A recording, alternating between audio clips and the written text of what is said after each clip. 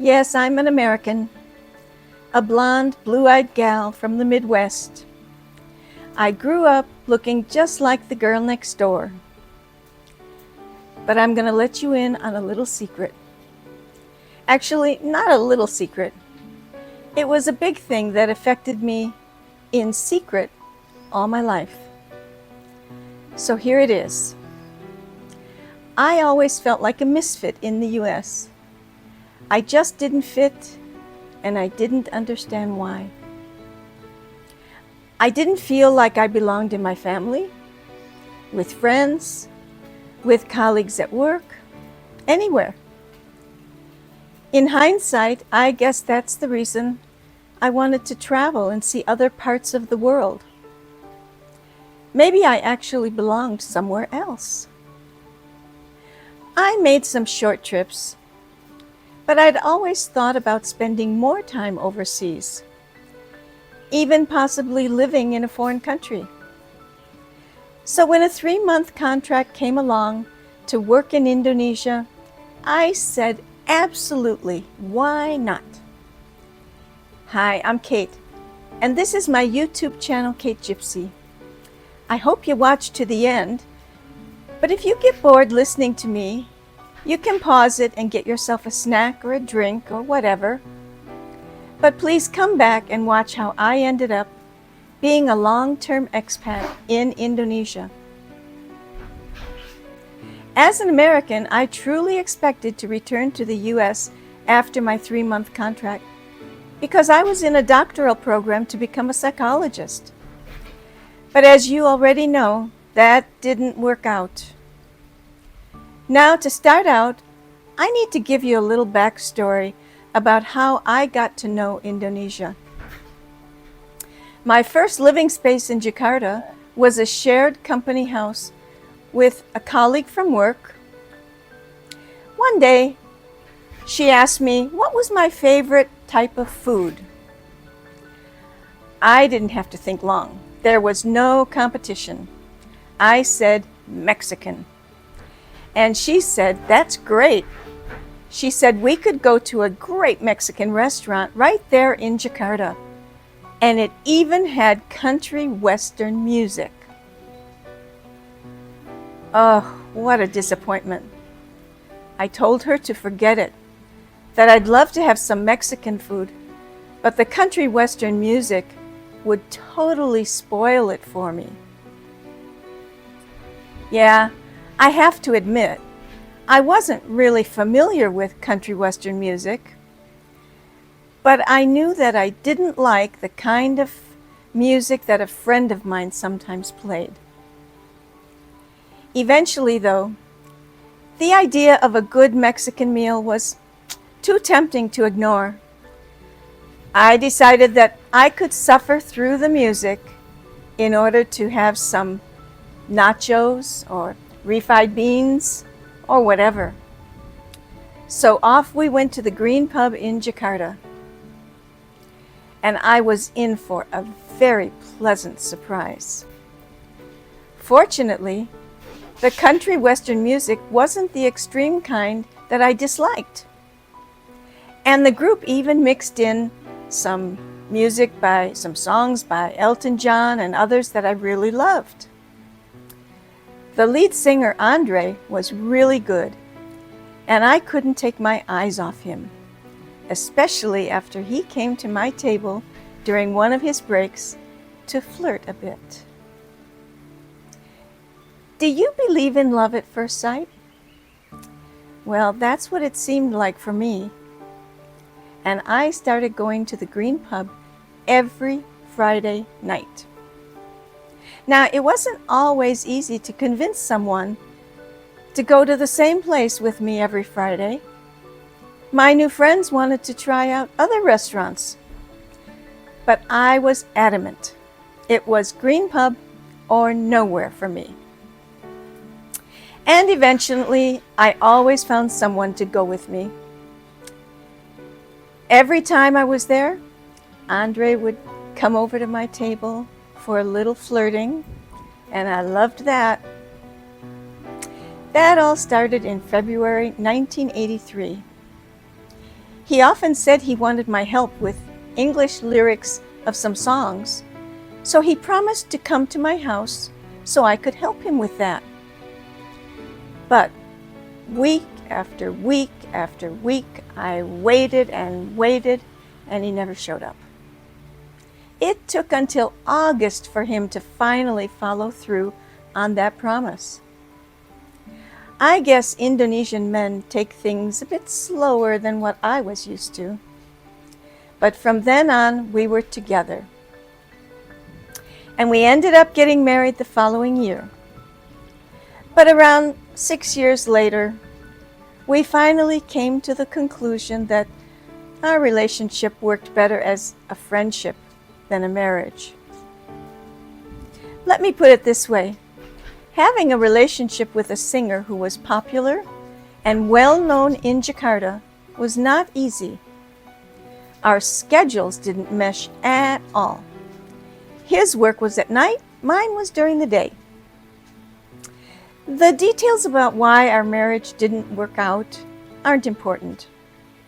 I know I wasn't easy to live with. I was demanding and probably a bit bossy.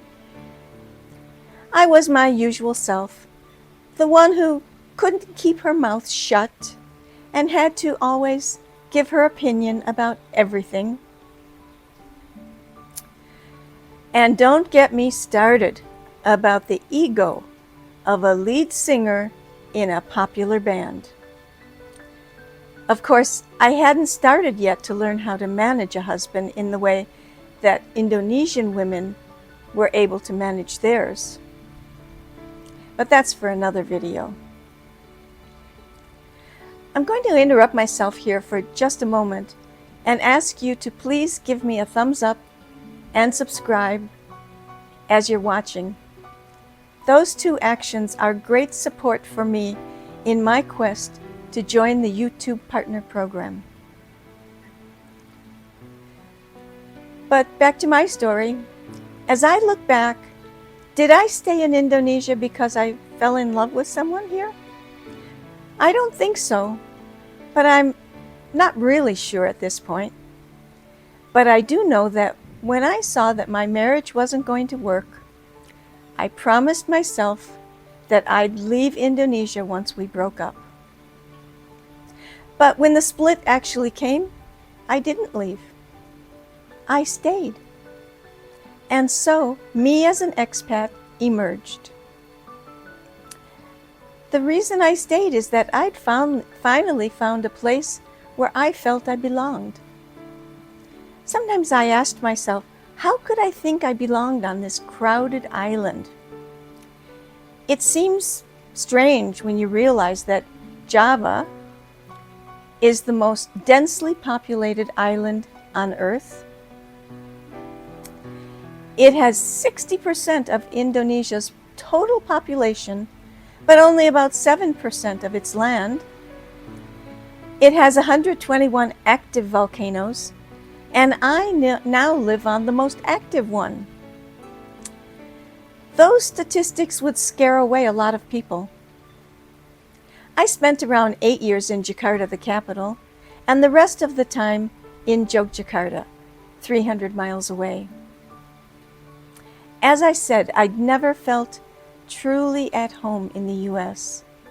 In fact, I felt like a misfit, as I mentioned, misunderstood by family and friends, the very people who supposedly knew me best. I'd always known that I didn't belong there.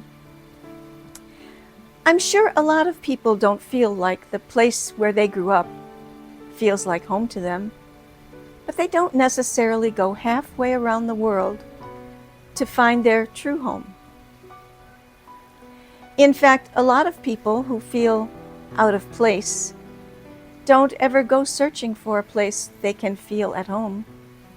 Instead, they often live their lives stuffing down that bad feeling inside, deep, deep inside.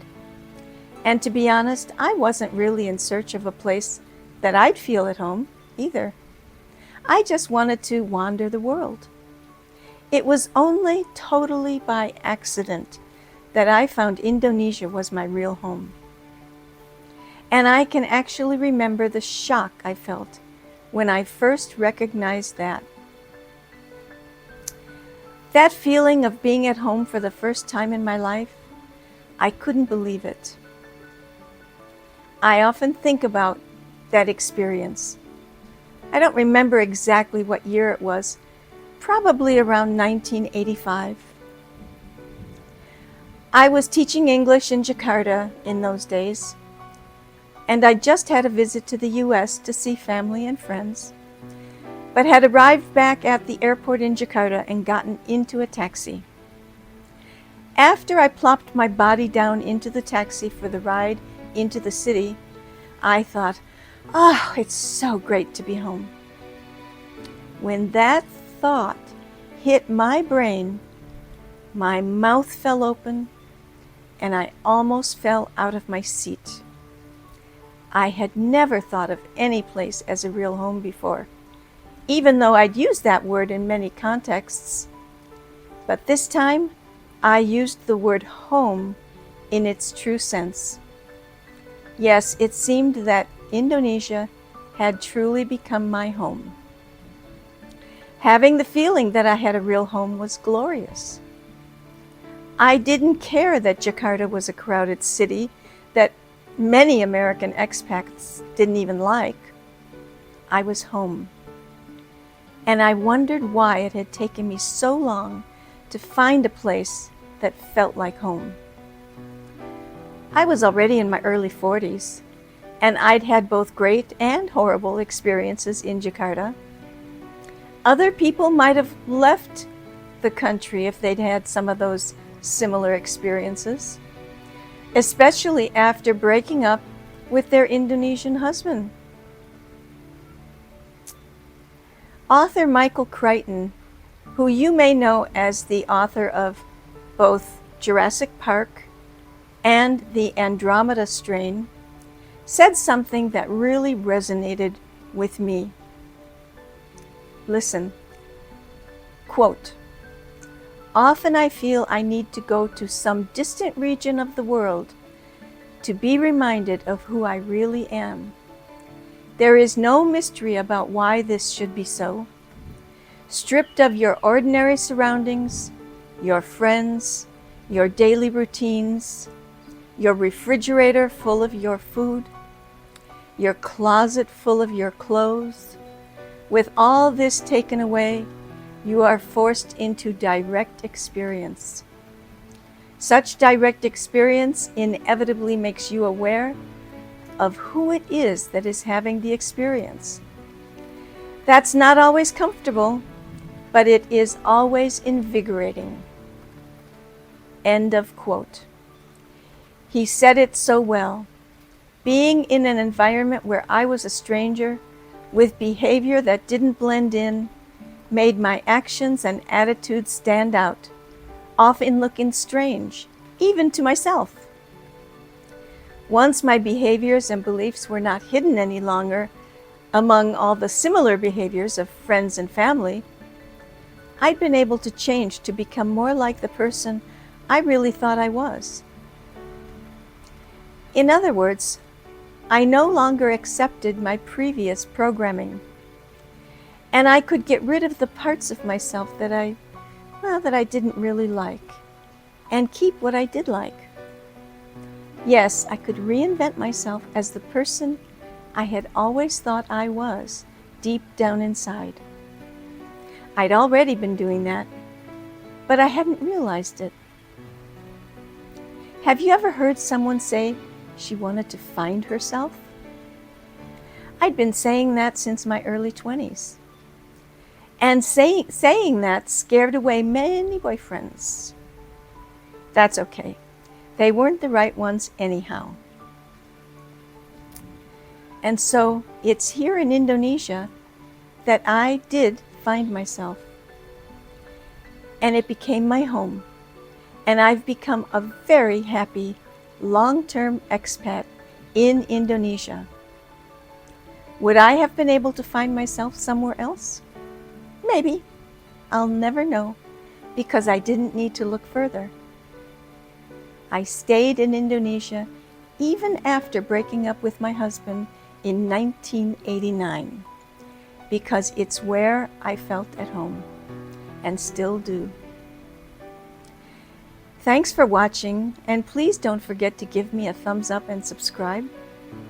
Bye till next time.